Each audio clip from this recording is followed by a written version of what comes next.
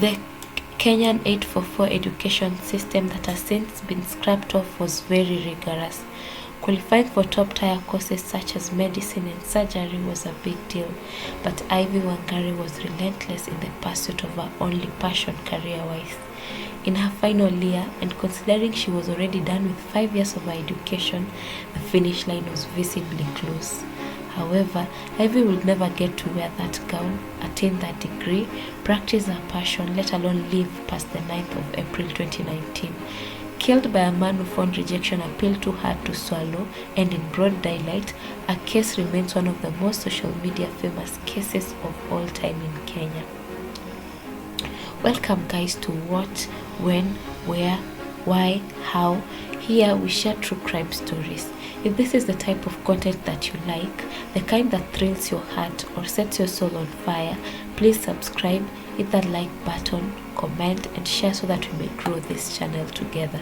In today's episode, we cover the horrifying death of Ivy Wangechi.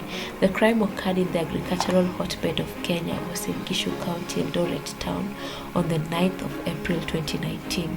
The perpetrator, Naftali Kinuthia, was a well-known man to Ivy's family, friends and primary schoolmates. But before that, let us take this little time to learn about the city of Eldoret.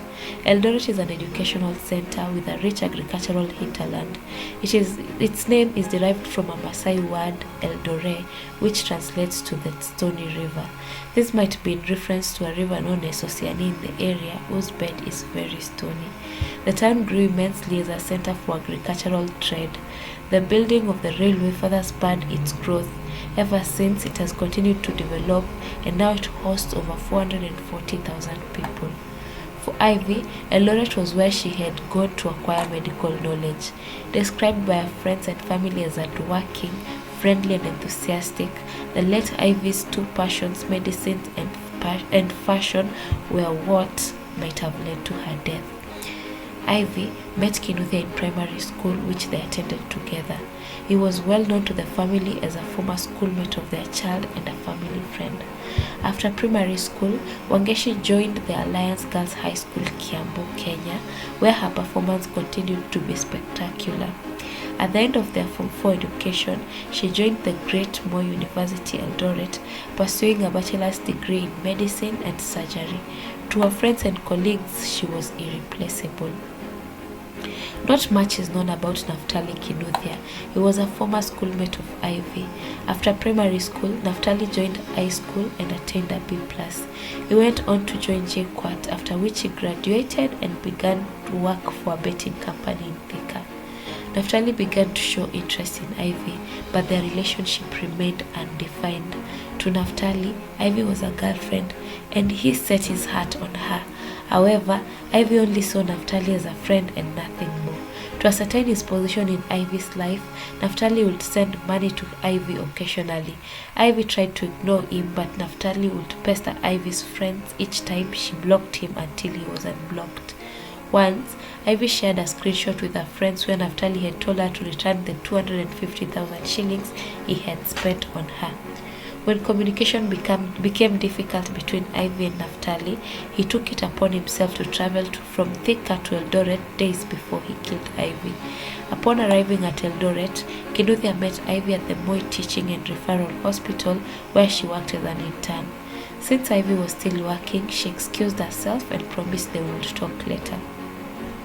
Maybe this was a way of avoiding communication with him. Naftali had to go back to work, but that was not the last time Ivy would see him. The next time, however, there would be no communication.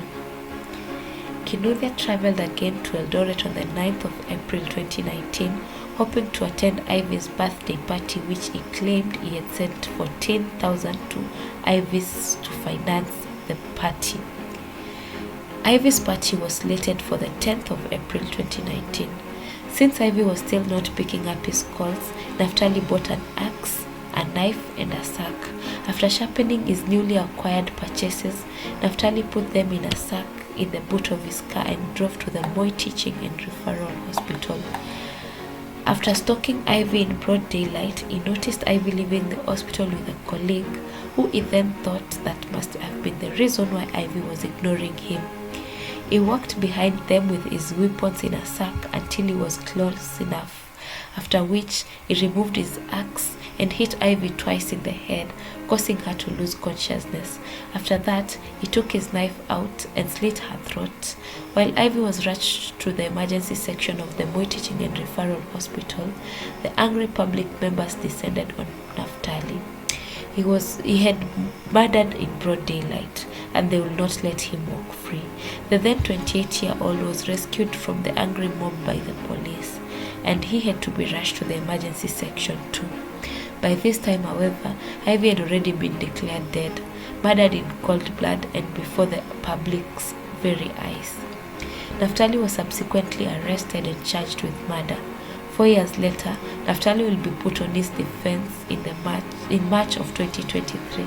According to the judge, the case would have taken a shorter time, but COVID-19 hit, distracting the entire justice system. Although justice is yet to be served, it seems so sweetly close. Yet, even that will not bring the then 25-year-old back to life. Her dreams, aspirations, and hard work shattered over money. Was it really Ivy's fault? And is rejection a pill too hard to swallow? Remember to leave your comments down below. Also like, subscribe, and share. Till next time, bye bye.